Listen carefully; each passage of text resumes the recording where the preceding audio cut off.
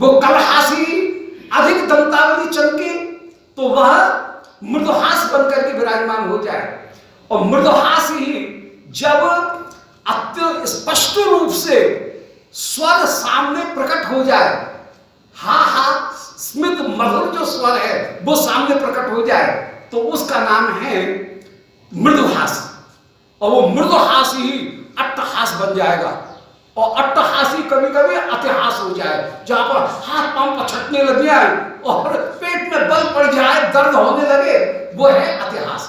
तो स्मित, स्मित में सिकड़ी का खिलना, हास में नेत्रों में चमक, कलहास में हास में नेत्रों में चमक और दंतावली का भी दिखना, मुख के दांतों का जरा सा दिखना, कलहास में दंतावली के साथ साथ थोड़ी सी आवाज भी आ जाना, मृदुहास में दंतावली का स्पष्ट रूप से दिखना और स्पष्ट स्वर को प्रकट हो जाना,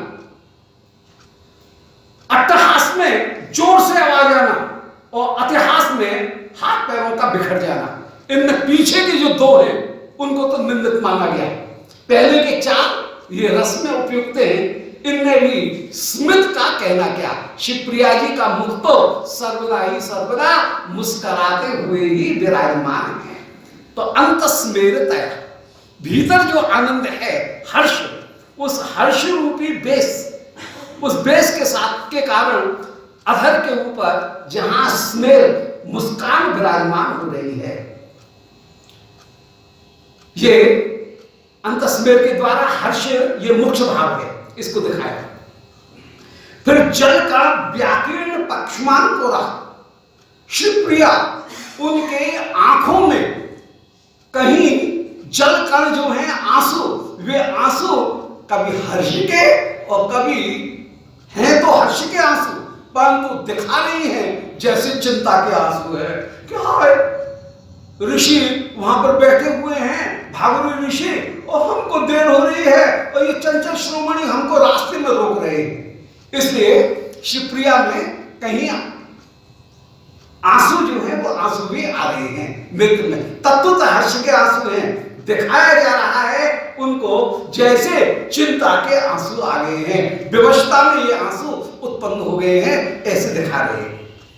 तो अंतस्मेरतया उज्ज्वला, मंद मुस्कान के कारण जो हंसी उज्ज्वल है, और जल कण व्याकीर्ण पक्षमान को रहा, जल कण के कारण जिनकी पलकें अपने आप ही भीग रही हैं, भीगी हुई पलकें जहां विराजमान है, हर्ष के आंसू कहीं आ रहे हैं, प्यारे का एक एक दर्शन कर रही हैं, जिस उद्देश्य को लेकर के ये जा रही हैं, उस घी को, माखन को भागवत ऋषि के यज्ञ में देने के लिए उसका फल इनको पहले ही प्राप्त हो गया।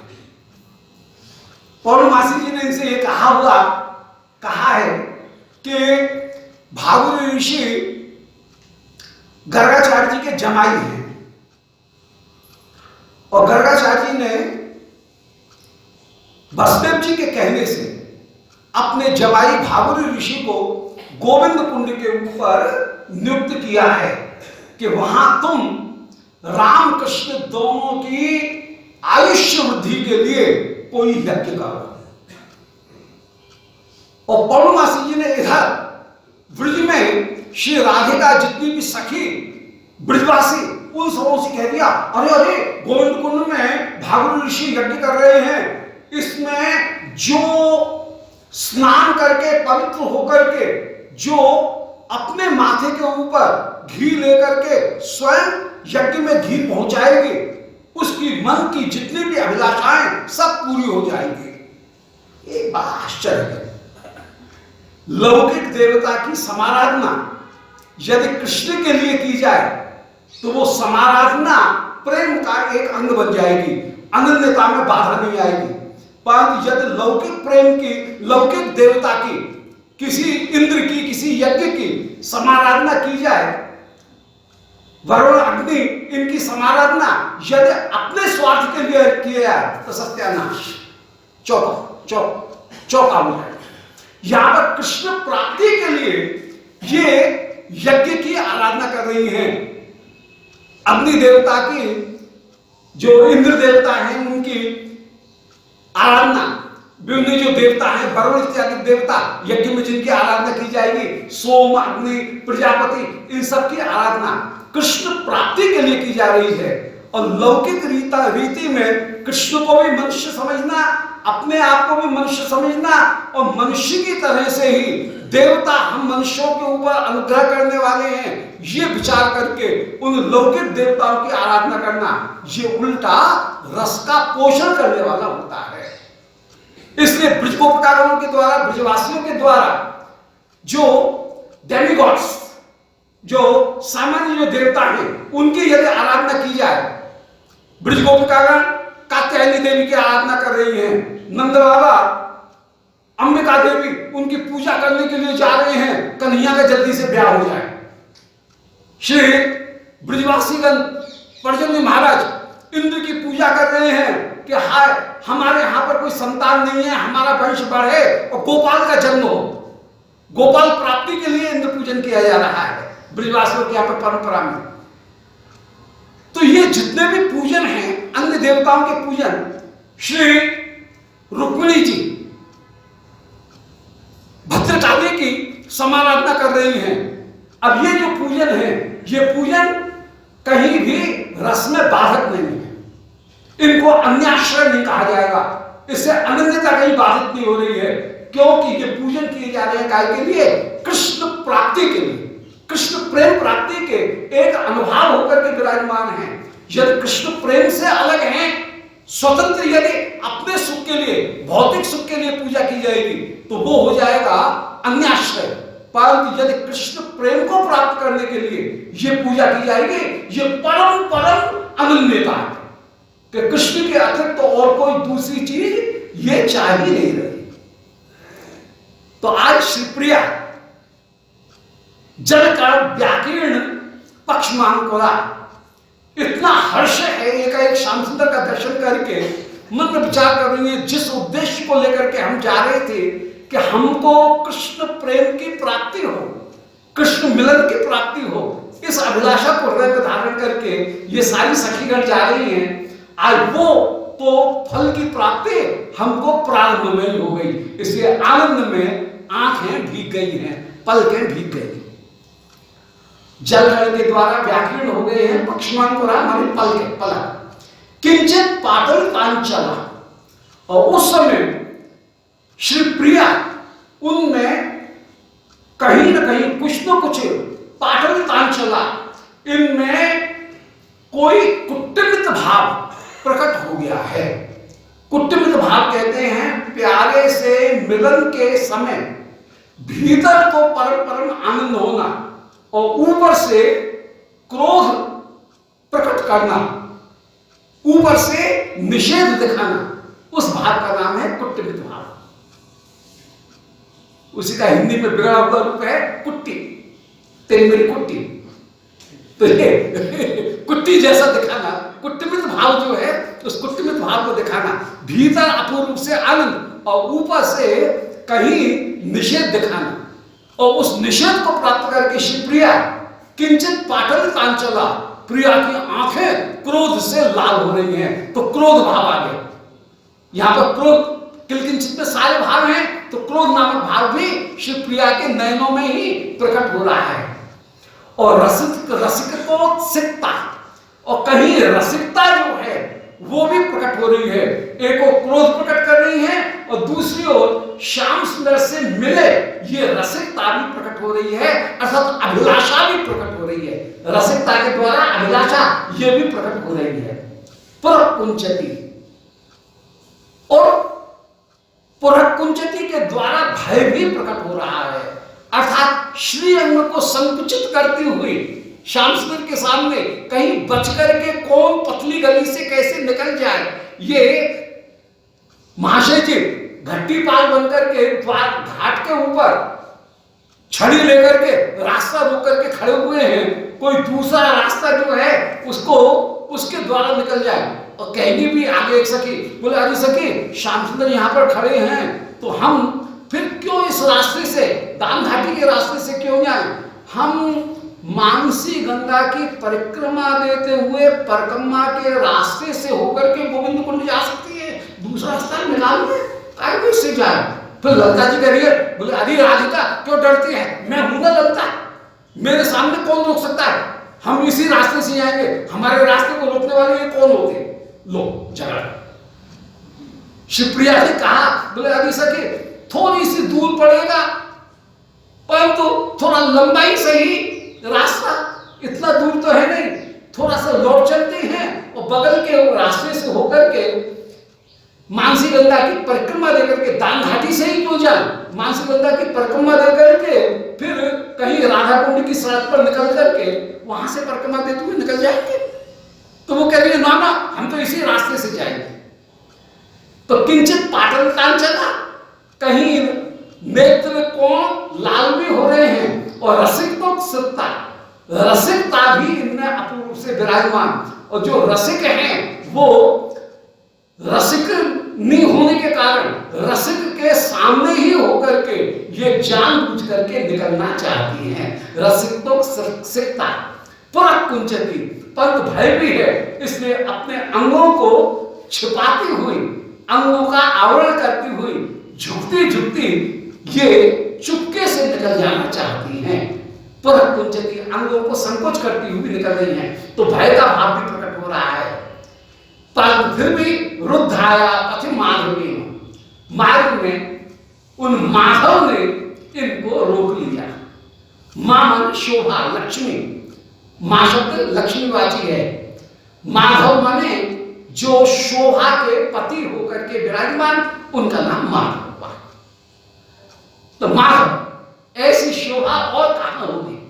तो रुद्ध आया पथि माधवेनो, मार्ग में श्री माधव ने जिनको रोक रखा है, मतलब व्याभुग्न तावोत्तरा, जिनके मधुरता में व्याभुग्न माने टेढ़े हो रहे हैं, तावोत्तरा माने आंखों की पुतलियां नाच रही है, कभी इधर देख रही है कभी उधर देख रही है।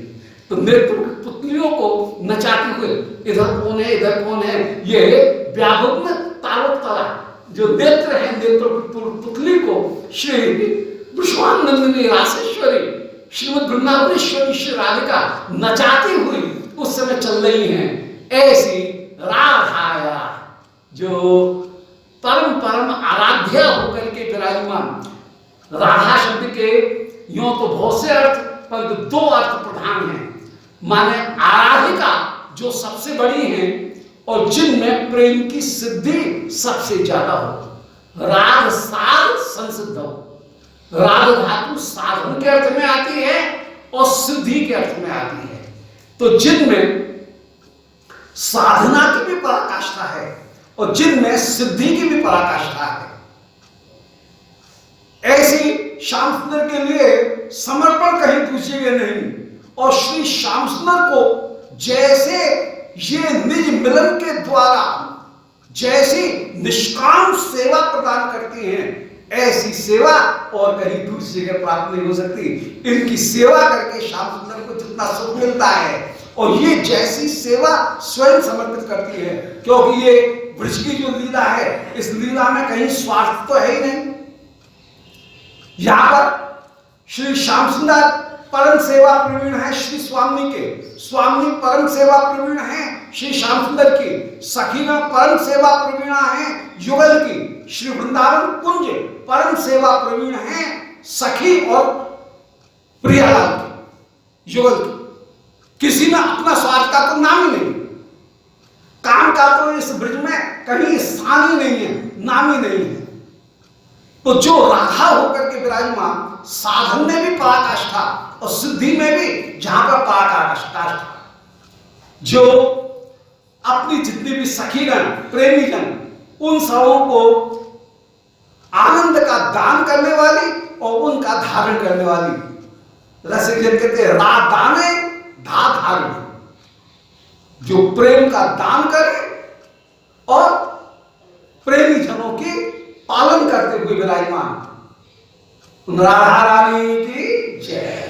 वो श्री वे है राधा, राधा ने धा धारण, जो प्रेम का दान करने वाली और प्रेम का प्रेम भाव को धारण करने वाली, रक्षा करने वाली होकर के विराजमान, वे श्री राधा होकर के विराजमान।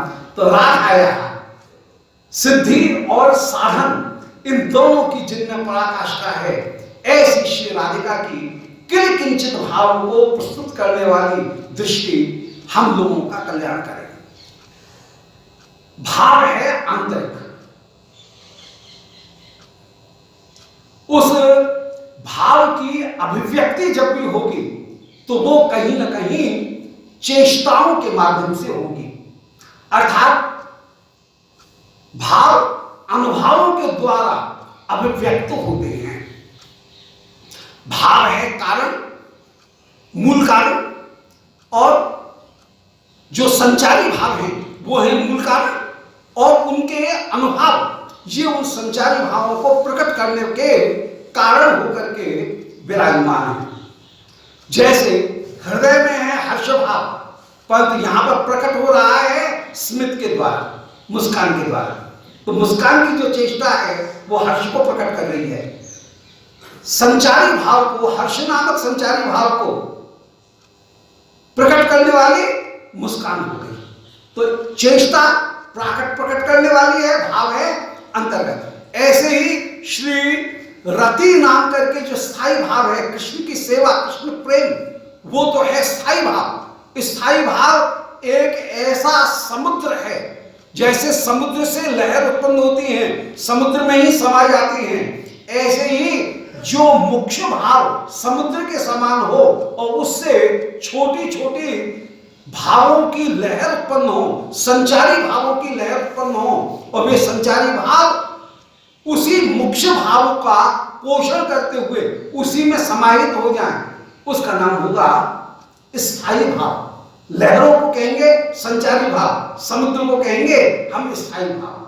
तो श्री स्वामी के हृदय में कृष्ण रति रूपी स्थायी भाव विराजमान है, और उसमें निर्वेद, ग्लानि, शंका, श्रम, धृत, जड़ता, हर्ष, दैन्य, उग्र, चिंता, त्रास, ईर्षा, अमर्ष, गर्व, स्मृति, मरण, मदा, सुप्ति, निद्रा, विरोधा, ब्रीड़ा, अपस्मार, मौना, सुमति, आलसा, वेग, तर्काव, हित्था, व्याधि, उन्माद, विषाद, औत्सुक्य, चपलयुता, ये 33 संचारी भाव विराजमान है।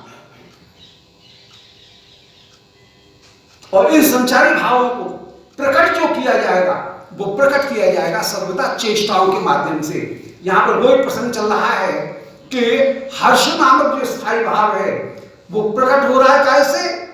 स्मित रूपी चेष्टा से। इसी प्रकार अभिथा माने अपने भाव को छिपाना, मन में कुछ और मुख पर कुछ। मुख पर नेति नेति वचन विराजमान है, मन में श्री प्यारे के साथ में मिलन की उत्सुकता विराजमान है। तो ये जो अमिथ्या भाव है वो अमिथ्या भाव ही रुदित के द्वारा, रुदन के द्वारा प्रकट हो रहा है। तो अंतस्मेरोज्ज्वला जलकण व्याकीर्ण पक्षमान करा किंचित पाटल कांचला, हृदय में है क्रोध भाव और नेत्र जो है वो लाल हो रहे हैं।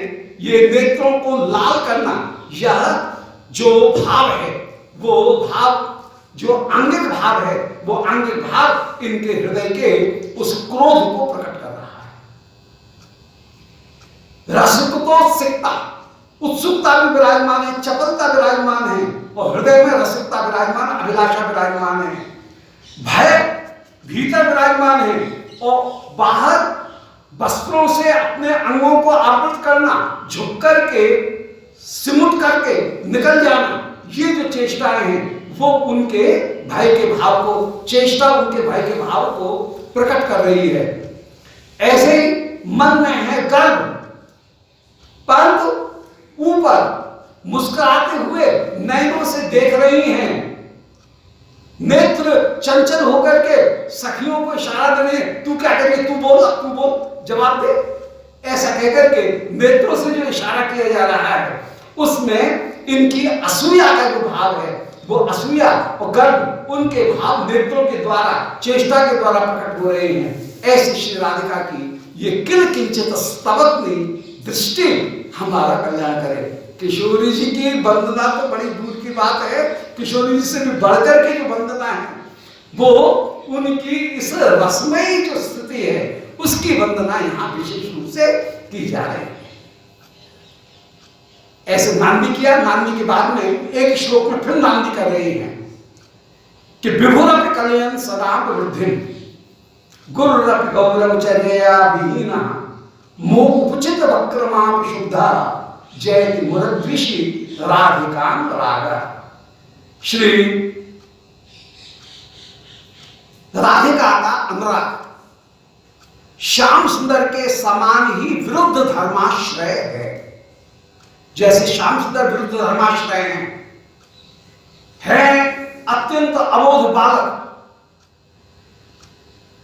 और बालक भूखा है, स्तनपान करेगा, और स्तनपान करने में पूतना मर जाए तो मर जाओ।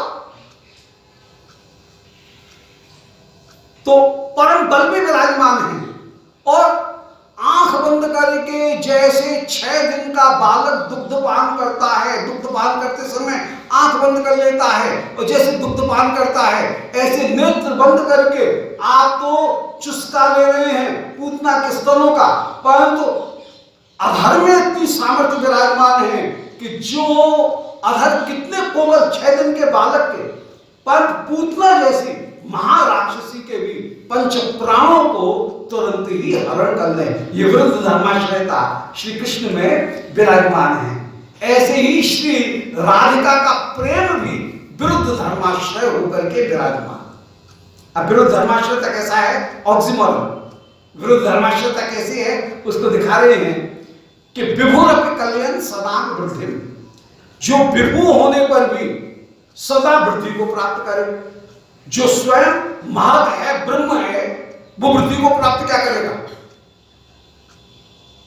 देश काल से अपरिच्छिन्न है, वो वृद्धि को क्या प्राप्त करेगा? परंतु श्री श्याम सुंदर जैसे विभु होते हुए भी सदा वृद्धि को प्राप्त करते हैं कि आज 6 दिन के हैं, कल 7 दिन के हुए, अब महीना भर के हुए, अब 3 महीना के हुए हैं। मासे जावत तो के जीवहरणम ये लूक काया, 6 दिन के बालक पूतना का बल कर रहे हैं, 3 महीने के बालक शकट का विपर्य कर रहे हैं, साल भर के बालक उनको तृणावर्त हरण करके ले जा रहा है, और कृष्ण में वृद्धि भी हो रही है और अद्भुत कार्य भी करते हुए विराजमान हो रहे हैं। तो विभुरपि कलयन् सदा वृद्धिं, विभु होते हुए भी कृष्ण जैसे वृद्धि को प्राप्त करते हैं ब्रह्म होकर के भी, ऐसे ही ये राधिका का प्रेम विभु होते हुए भी सदा वृद्धि को प्राप्त करता है। और गुरुरपि गौरवचर्यया विहीना है गुरु। श्री राधिका के प्रेम से बढ़कर के कोई गौरवशाली नहीं हो सकता है, कोई सिद्धांत का परम फल नहीं हो सकता है। सारे जो शास्त्र हैं वे अतम निरसन वृत्ति के द्वारा श्री कृष्ण और कृष्ण प्रेम में ही फलीभूत होते हैं। नेति नेति कहकर के श्री कृष्ण में ही जितने भी शास्त्र हैं वे सब के सब फलीभूत होते हैं। नेति का अनेक प्रकार से अर्थ किया जाए। नेति का एक अर्थ है कि हमने जो वर्णन किया वह वर्णन पूर्ण नहीं है। एक व्यक्ति सुमेर पर्वत की परिक्रमा देने के लिए निकला, ठीक है, बड़ा उल्लास लेकर के चला। सुमेर पर्वत तो बहुत बड़ा है, उसका परिक्रमा देना पैरों से कहीं संभव है क्या? गया, थोड़ा दूर गया, 1% आधी परसेंट परिक्रमा जो है उसको उसने पूरी की, इतने में थक गया। लौट करके आया, बोले क्या समुद्र देखे आए तुम? सुमेर पर्वत को देखे आए, परिक्रमा कर आए, सुमेर पर्वत को ना पाए? वो कहता है देती नहीं, ऐसा नहीं है। ऐसे ही श्रुति भगवान का वर्णन करने के लिए आती है और वर्णन करते हुए श्रुति कहने लगती है नेति। हमने जो वर्णन किया है यह तो बहुत छोटा सा एक टिनी पोर्शन है, एक बहुत छोटा सा भाग है। अभी तो न जाने कितनी महिमा है, हमारे बस की बात नहीं है। जय हो नेति नेति। उसका पार नहीं पा सकते हैं। नीति का एक अर्थ। दूसरा नीति का अर्थ हुआ कि हमने जो वर्णन किया है, जिन शब्द हमारे पास में जो सामर्थ्य थी, वो सामर्थ्य भी बड़ी अधूरी है। हम कह रहे हैं वो ऐसा है, परंतु न जाने वो इसके हमने जितना देखा उसमें भी कितने अंश अभी वर्णन करने से रह गए होंगे, कितना पोर्शन उसकी व्याख्या करने में भी कितना अंश अभी रह गया होगा। इसलिए नीति संपूर्ण नाप लेना तो बड़ी दूर की बात है, जितना वर्णन किया गया है वह भी संपूर्ण नहीं है। नीति नीति कहकर के श्रुति वहां से लौट आती। फिर नीति का तात्पर्य यह है कि हमने जो वर्णन किया, हो सकता है कोई दूसरा किसी अन्य प्रकार से उस वस्तु का वर्णन करे। हमारा जो अंश छूट गया है उस अंश को कोई दूसरा देखे, पर इतना होने पर भी वह पदार्थ नेति ही रहेगा, वह पदार्थ पूरा नहीं नापा जा सकता है। तो नेति का तीसरा अर्थ है कि जितना वर्णन किया गया उतने में भी अभी वर्णन की, व्याख्या की, मीमांसा की बहुत सारी संभावनाएं विराजमान। फिर नेति का एक चौथा अर्थ निकलेगा, वो ये कि हमने भी जो वर्णन किया है उस वर्णन का हम उन शब्दों का खंडन कर रहे हैं, हम उस वस्तु का खंडन नहीं कर रहे हैं। जैसे एक पशु है जिसके गले में झालर लटक रही है, जिसको हम गाय कहते हैं। अब कोई व्यक्ति गाय शब्द को तो जानता है और उसके सामने अरे धेनु को ले आओ, तो धेनु शब्द से नहीं समझेगा किस चीज को लाना है। गाय शब्द से कहने से समझ जाएगा, काव कहने से वो नहीं समझेगा। एक अंग्रेज जो है वो काव से तो समझ जाएगा, धेनु शब्द उसको पता नहीं है। वो कहेगा नहीं नहीं इसका नाम धेनु नहीं है, इसका नाम काव है, वो यही कहेगा। ऐसे ही जब उसको समझाया जाएगा तो फिर उसकी समझ में आएगा, तब वो ये कहेगा कि नहीं, मेरा शब्द प्रधान नहीं है, ये व्यक्ति प्रधान है। ऐसी श्रुति नेति नेति कहकर के जो ज्ञापक शब्द हैं उनका निषेध करती है, ज्ञाप्य वस्तु का निषेध नहीं करती। धेनु वाले को जैसे काऊ का पता नहीं है और काऊ वाले को धेनु का पता नहीं है, तो वो अपने शब्द का निषेध कर रहा है, वस्तु का निषेध नहीं कर रहा है, उस इंडिविजुअल का, उस व्यक्ति का निषेध नहीं कर रहा है, उस गाय पशु का निषेध नहीं कर रहा है, वो अपने शब्द का निषेध करता है। ऐसी श्रुतियां भी जो वर्णन करती हैं, वर्णन करने के बाद में श्रुतियां अपने शब्दों के ऊपर ही पोता फेर देती हैं, उसको ही इरेज कर देती हैं, मिटा देती हैं, डिलीट कर देती हैं। ये शब्द उचित नहीं है, पर शब्द का निषेध करने पर वस्तु का निषेध नहीं हो रहा। गाय का निषेध, उस गाय व्यक्ति का निषेध नहीं हो रहा है। गो शब्द का या धेनु शब्द का या काव शब्द का निषेध किया जा रहा है, वस्तु का निषेध नहीं किया जा रहा है, वस्तु को स्वीकार किया जाएगा। अब यदि कोई व्यक्ति निषेध करते हुए वस्तु का ही निषेध कर दे, उसको श्रुति कहेगी ना, ये तुम्हारा ज्ञान अलग है, वस्तु तो सामने खड़ी है, वो पशु तो चार पैर वाला सामने खड़ा है, वो तो यथार्थ है, उस वस्तु का निषेध नहीं कर सकते हैं। इसीलिए वैदिक जो साहित्य है, जो वैदिक विचारधारा है, वो वैदिक विचारधारा बौद्ध मत को नहीं मानेगी, क्योंकि वहां पर तुम शब्द का ही निषेध नहीं कर रहे हो, शब्द के साथ में शब्द से बोध जो वस्तु है उसका भी निषेध कर रहे हो, बोधक का ही निषेध नहीं कर रहे हो, बोध का भी निषेध कर रहे हो। इसलिए बोध में का निषेध नहीं होगा, बोध को तो मानना पड़ेगा, परंतु जो बोधक शब्द हैं उन बोधक शब्दों में कोई किसी तरह से वर्णन करेगा, कोई किसी तरह से वर्णन। इसीलिए शास्त्र में अनेक अनेक संप्रदाय, वल्लभाचार्य जी एक तरह से व्याख्या करते हैं, शंकराचार्य जी एक तरह से व्याख्या करते हैं, रामानुज दूसरी तरह से व्याख्या करते हैं, श्री निम्बार्क माधव अलग तरह से व्याख्या करेंगे।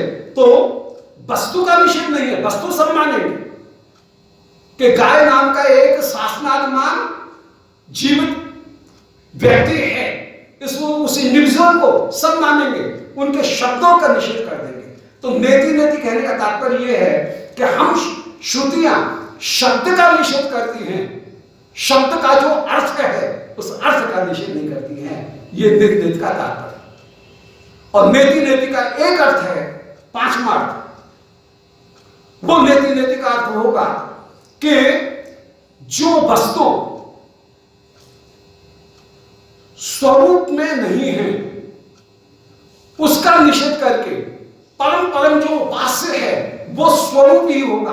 दृश्यमान वस्तुओं में भी जो स्वरूप वस्तु है वो परम परम उपास्य होकर के विराजमान होगी। तत्पदार्थ उपास्य होगा, अतत्पदार्थ उपास्य नहीं होगा। अतः अतत् निरसन वृत्ति के द्वारा अतत् पदार्थ का निरसन किया गया। दृष्टांत से एक बात समझ में आएगी। जैसे ये एक डिबिया है, इसको कुछ देर के लिए हम मान लें तत्, ये तत् है। अब इस तत् के अतिरिक्त जो कुछ भी दिखेगा उसको हम क्या कहेंगे? अतत्।